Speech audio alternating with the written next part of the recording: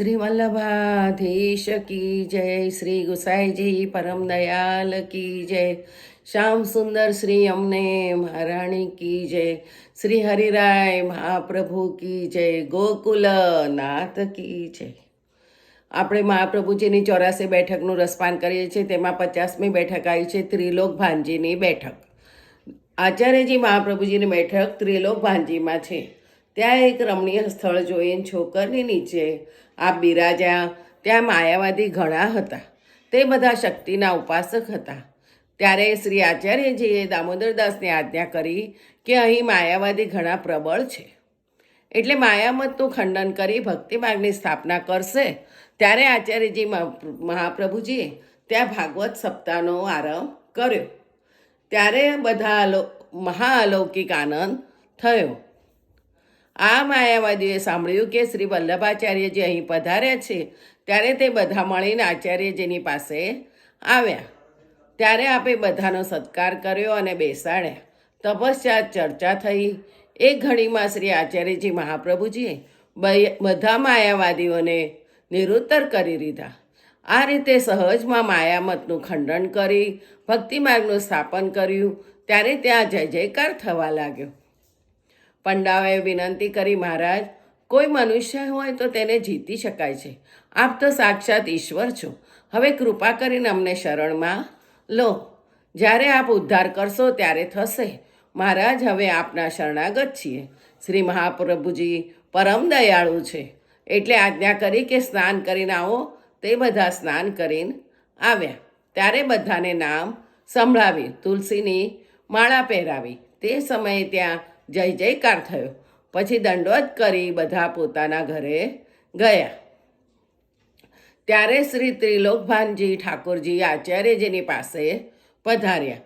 શ્રી આચાર્યજી ઊભા થઈને દર્શન કર્યા, પ્રણામ કર્યા, પ્રાર્થના કરી, મહારાજ આપ પટ્ટા પર બિરાજો. ત્યારે શ્રી ઠાકોરજી ત્યાં બિરાજ્યા. શ્રી ઠાકોરજીએ કહ્યું કે માયાવાદનું તો આપે ખંડન કર્યું છે. શ્રી આચાર્યજીએ કહ્યું, આ તો બધો આપનો પ્રતાપ છે. જેના પર આપ કૃપા કટાક્ષ કરો તે સનાત થઈ જાય છે. શ્રી આચાર્યજીએ ઠાકોરજીને પ્રાર્થના કરી, આપ મંદિરમાં પધારો, હું પણ પાછળ આવું છું.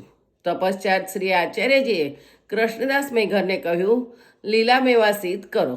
ત્યારે સામગ્રી સિદ્ધ કરીને કૃષ્ણદાસ મેઘને શ્રી આચાર્યજીને પ્રાર્થના કરી, મહારાજ પધારો, સામગ્રી સિદ્ધ થઈ ગઈ છે.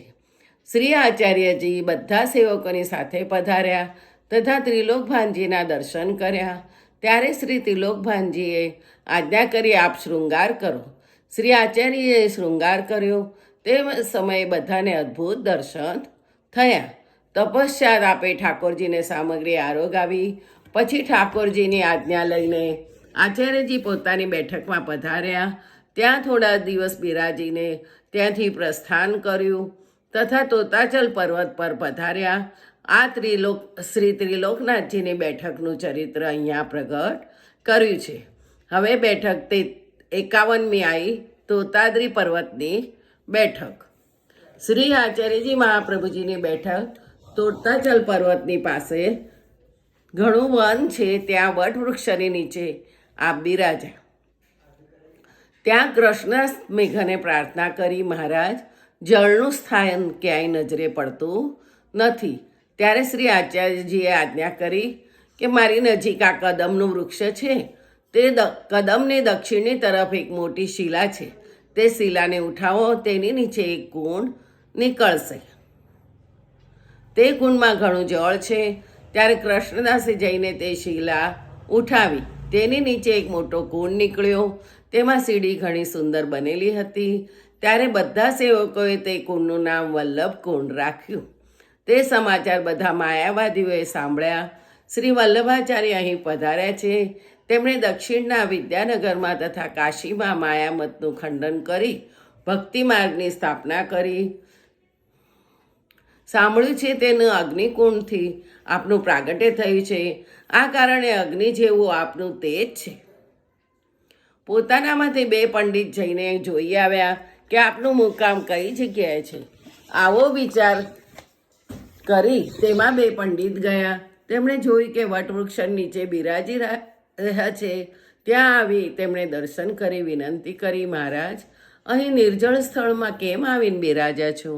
આ સાંભળી શ્રી આચાર્યજીના સેવકે કૃષ્ણદાસે કહ્યું કે તમે તે કદમની નીચે જઈને જુઓ તો ખરા, કેવો સુંદર કુંડ જળથી ભરેલો છે.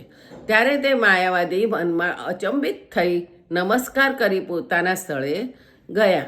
આવીને તેમણે બધા સમાચાર પોતાના સાથીઓને કહ્યા. તે તો સાક્ષાત ઈશ્વર છે. આ સાંભળી બધા પંડિત ત્યાં આચાર્યજી મહાપ્રભુજીના દર્શને આવ્યા. ત્યાં નવો કુંડ જોઈને ઘણા પ્રસન્ન થયા. તે સમયે બધાએ વિચાર કર્યો કે આ પથ્થરોમાં જળ ક્યાંથી થયું છે? અમે તો ક્યારેય જોયું નથી અને વડીલોના મુખેથી સાંભળ્યું પણ નથી કે અહીં જળ છે. આ કારણે આ તો ઈશ્વરનો અંશ છે. પછી આચાર્યની પાસે આવીને સાષ્ટાંગ દંડોત કરીને પ્રાર્થના કરી, મહારાજ અમને શરણે લો. ત્યારે આચાર્યજીએ આજ્ઞા કરી, તમે રુદ્રાક્ષ ઉતારીને સ્નાન કરીને આવો. ત્યારે તેઓએ રુદ્રાક્ષની માળા ઉતારી દીધી અને સ્નાન કરીને આવ્યા. ત્યારે આચાર્યજીએ તેમને નામ સંભળાવ્યું, તુલસીની માળા પહેરાવી. ત્યારે તોતાચલ પર્વત પર જય જયકાર થયો. ત્યાં આપે માયામતનું ખંડન કરી ભક્તિ માર્ગનું સ્થાપન કર્યું. તપશ્ચાત બધા પંડિતોએ દંડવત કર્યા અને પોતપોતાના ઘરે ગયા. ત્યાં આચાર્યજીએ ભાગવત સપ્તાહ કર્યો. ત્યારે ત્યાં અલૌકિક આનંદ થયો. હવે આવતીકાલે 52મી બેઠક દરવ સેનની બેઠક છે. જય શ્રી ગોખલેશ.